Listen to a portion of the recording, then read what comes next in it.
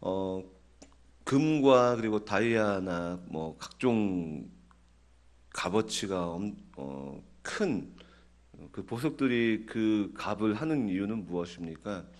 희소성, 흔하지가 않기 때문에 금이 비싼 것이고 또 다이아가 비싼 것이고 진주가 비싼 것 아닙니까? 그래서 그 비싼 것들을 어떤 이들은 모으고 또 수집하고 또 그것을 이제 뭐 전시회도 하고 그런 아주 어마어마한 부자들도 있습니다. 그런데 우리가 예상하지 못하는 것에서 가치가 빛나는 것들이 있습니다. 여러분들 그 특이한 취미를 갖는 분들 중에서 동전을 모으는 분들이 있습니다. 그 중에서 우리나라에게 동전을 모으는 분들이 있는데요. 그 10원짜리와 그리고 50원짜리, 100원짜리, 500원짜리 지금도 저희가 이게 사용하고 있는 흔한 그 10원, 50원, 100원, 500원짜리 동전이 이 값어치가 다릅니다. 이게 10원, 50원 그 값이 다른 게 아니라 동일한 10원인데도 값어치가 다른 것들이 있어요. 뭐가 있냐면요. 이 집에 가서 한번 저금통 있으시면 한번 뒤져보세요. 저도 한번 뒤져봤는데요. 저는 없더라고요. 10원짜리 같은 경우는 1969년도 거하고 70년도 게 69년도 거는 하나에 30만 원이래요. 거래되는 게.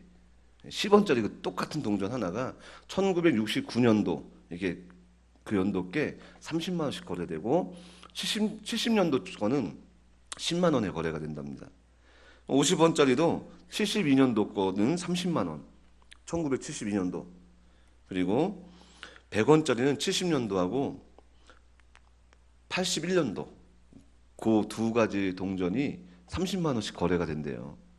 그리고 500원짜리는 그 IMF가 있었던 1998년도 그 500원짜리 특별히 1998년도는 IMF 때 8천 개밖에 그 제작을 안 했대요. 500원짜리가. 그러니까 뭐 100만 원까지 거래가 된대요. 똑같은 500원인데 1998년도 기억하세요. 집에 가서 저금통 한번 열어보세요. 100만 원에 거래가 된답니다. 100만 원에. 그러니까 8천 개밖에 없는 것 중에서 똑같은 500원이지만 이 1998년도가 찍혀 있을 때의 그 가격 값어치가 500원에 우리가 슈퍼 가서 사탕 하나 사 먹는 게 아니라 100만 원의 가치가 있다는 것이죠. 이 평범한 동전 속에서 동전들인데 이 날짜, 이 연도 하나 잘 찍혀 있는 것을 통하여서 이 가치가 뭐 수십 배, 수백 배까지 차이가 나는 것으로 볼 수가 있는 것이죠. 우리 살아가는 삶의 모습 속에서도 마찬가지인 것 같습니다. 평범한 가운데 우리가 일반적인 우리 똑같은 사람으로서 직장 생활을 하고 가정 생활을 하고 또 평범한 생활하지만 우리는 그 평범함 속에서 분명한 가치 있는 사람이라는 것을 오늘 말씀을 통해서 함께 나누려고 하는 것입니다.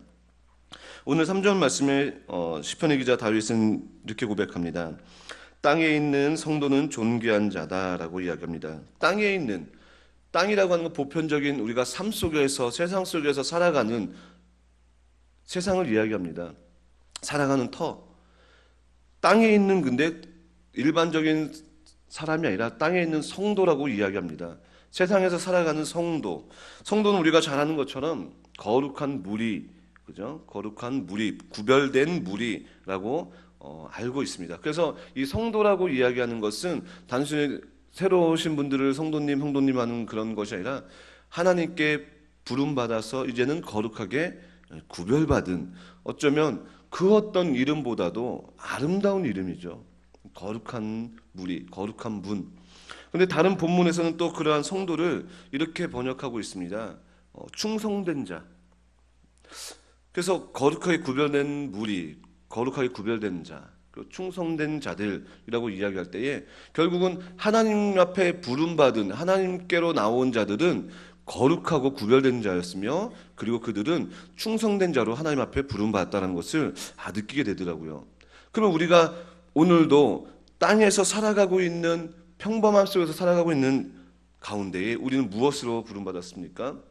어느 직장의 어떤 뭐 직책 과장으로, 누구의 엄마로, 누구의 아빠로, 때로는 뭐 사장으로, 다양한 직장이 있지만 우리는 그 가운데서도 그런 평범한 일상 가운데서 더 중요한 것은 우리는 성도로 부름받았고 성도로 땅에 있는 자들이라는 것을 꼭 기억하시기 바랍니다. 그렇기 때문에 우리의 가치가 일반적이고 그저 이 땅 가운데 묻어서 흩어서 살아가는 것이 아니라 빛나는 가치로 살아가는 것을 잊지 마시길 바랍니다. 그러한 성도가 존귀한 자라고 이야기합니다.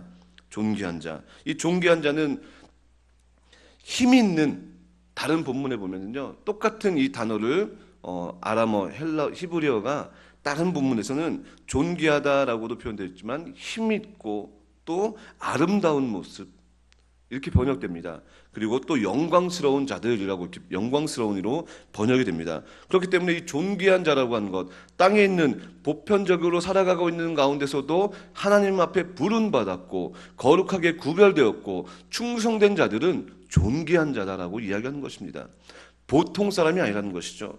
우리가 똑같은 모양으로 살아가고 있지만 우리는 보통 사람이 아니라 하나님 앞에 존귀한 자, 영광스러운 자들, 그리고 아름다운 자들이라고 다윗은 고백하고 있다는 것입니다. 그들이 그런 가치를 또한 발할 수 있는 중요한 이야기는 바로 그 다음 절에 다윗이 고백합니다. 4절 말씀 이렇게 이야기합니다. 다른 신에게 예물을 드리는 자는 괴로움이 더할 것이다. 정말 가치가 있는 자들은 세상 많은 사람들이 하나님이 아닌 다른 것들을 쫓습니다.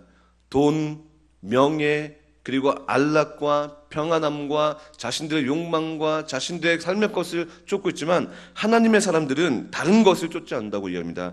다른 신에게 예물을 드리는 자는 괴로움이 더할 것이라고 얘기합니다. 평범함 속에서 가치를 다하는 성도는 다른 신에게 예물을 드리지 않는다는 것입니다. 오늘 말씀에 예물을 드린다는 것은 쫓는다라고 표현되고 있습니다. 쫓는다. 그러니까 다른 것을, 하나님이 아닌 다른 가치를 쫓는 것을 이야기합니다. 평범함 속에서 빛나는 성도들은 그것을 쫓지 않는다는 것입니다.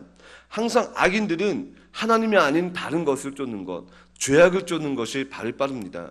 그렇기 때문에 이사야서 59장 7절 말씀에 이사야 선지자는 이렇게 고백합니다. 그 발은 행악하기에 빠르고 무죄한 자를 피 흘리기에 신속하다라고 고백합니다. 결국은 사람들은 사람의 악은 죄, 나쁜 것, 하나님이 아닌 것을 쫓는 것에는 굉장히 발이 빠르다는 것이죠. 오늘 말씀에 다른 신에게 예물 드리는 자, 이걸 다른 표현으로 하면 다른 번역본을 보면요 이렇게 표현합니다. 다른 신을, 다른 가치를 빠르게 쫓아간다 이렇게 표현되어 있거든요. 세상 사람들은 그래요.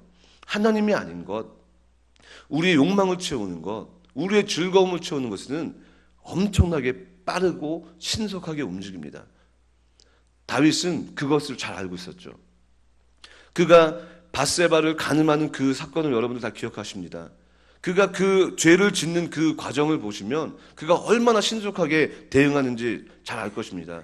그를 간음합니다. 간음하고 그가 임신한 것을 알았기 때문에 신속하게 자신의 우리아를 불러서 합방하게 만들려고 하고, 그것도 안 되니까 이제 어떡합니까? 신속하게 그를 전장 맨 앞에 보내서 자기 신복을 빠지게 하고 그 혼자 고립돼서 죽음에 몰지 않습니까? 살인, 교살. 자기가 직접 죽이지 않았지만 그 모든 것을 판을 짜가지고 자기 죄를 덮으려고 하는 것. 사람이 그래요. 다윗도 하나님 앞에 그렇게 신실했던 그도 그것을 알고 있어요. 하나님이 아닌 다른 것, 죄에 얼마나 빠르게 움직이는 우리가 연약한 존재인지를 알고 있다는 것입니다. 그렇기 때문에 성도, 정말 평범함 속에서 빛나는 성도는 그러한 가치 속에서 하나님이 아닌 다른 것을 쫓는 것에 빠르게 움직이는 것이 아니라 하나님을 더욱더 신실하게 붙잡는 것이 진정한 존귀한 자였고 영광스럽고 그리고 참된 성도의 모습이라는 것을 우리에게 말씀해 주고 있다는 것입니다. 그러한 성도의 모습으로 오늘 하루도 하나님 앞에 나아가는 우리 모두가 되길 간절히 소망합니다. 또한 진정한 가치를 받는 성도는 어떠한 모습을 보여주고 있습니까? 다른 신의 이름을 부르지 않는다고 이야기합니다. 많은 세상 사람들은 다른 것을 부르고 다른 것을 쫓죠. 그러나 참된 성도는 오직 하나님의 이름만 부르고 그 하나님의 이름만 의지하는 그러한 존재가 바로 성도인 것을 우리는 잘 알고 있습니다. 하지만 성경에서는 아는 것으로 끝나는 것이 아니라 삶으로 살아가고 또 삶 속에서 그 빛이, 그 가치가 빛나야 되는 줄 믿습니다. 말씀을 맺으려고 합니다. 오늘도 우리는 이 예배당을 나아가서 이제 각자의 부름받은 가정과 직장과 삶의 터전으로 평범함으로 이제 우리가 향하게 됩니다. 똑같은 옷을 입고 똑같은 밥을 먹고 똑같은 말을 하고 모양으로 살아가고 있지만 우리는 결코 똑같은 존재와 가치로 살아가는 사람이 아닌 줄 믿습니다. 그리고 그것이 우리 삶 속에서 정말 하나님의 사람으로 부름받은 그 가치를 결정하는 가장 중요한 모습입니다. 바로 세상 많은 사람들은 다른 것을 쫓을지라도 우리는 하나님을 쫓고 하나님을 붙잡고, 세상 많은 이들이, 우리와 다른 이들이, 어쩌면 우리보다 더 많은 이들이 우리가 쫓는 하나님을 쫓는 것이 아니라 세속적인 것, 악한 것, 죄를 향하여서 달려갈 때에 우리는 그곳에서 단호하게 죄를 죄라고 인정하며 또 죄 속에서 우리가 거룩한 무리로 부름받음을 잊지 않고 그 자리를 지켜나갈 수 있는 우리 모두가 되기를 간절히 소망합니다. 진정으로 하나님을 붙잡는 것, 진정으로 하나님을 의지하는 것, 모두가 다른 일을 쫓을 때에 하나님을 믿는 것, 그것이 바로 구별된 자이며 영광스러운 자이며 충성된 자임을 잊지 마시고, 어제 제가 잠깐 영상을 하나 봤는데요, 찬양 인도자인 김석균 그 전도사님, 이제 목사님 되셨는데요, 그분의 간증을 보았을 때 이런 간증이 저의 마음을 굉장히 와닿습니다. 가장 끝에 갔을 때에 가장 강한 분을 의지하게 된다라고 이렇게 이야기하더라고요. 가장 연약할 때에 가장 강한 분을 인간은 본능적으로 안다. 근데 세상 사람들은 그것을 자꾸 거부하지만 우리는 잘 알고 있지 않습니까? 가장 강하신 분, 가장 의지할 분, 그 하나님을 오늘 하루도 우리가 단단히 붙잡고 참된 성도의 모습으로, 거룩하게 구별된 모습으로 우리 평범함 속에서 빛나는 가치로 살아가는 참된 성도가 되기를 간절히 소망합니다. 기도하겠습니다. 사랑해 주님,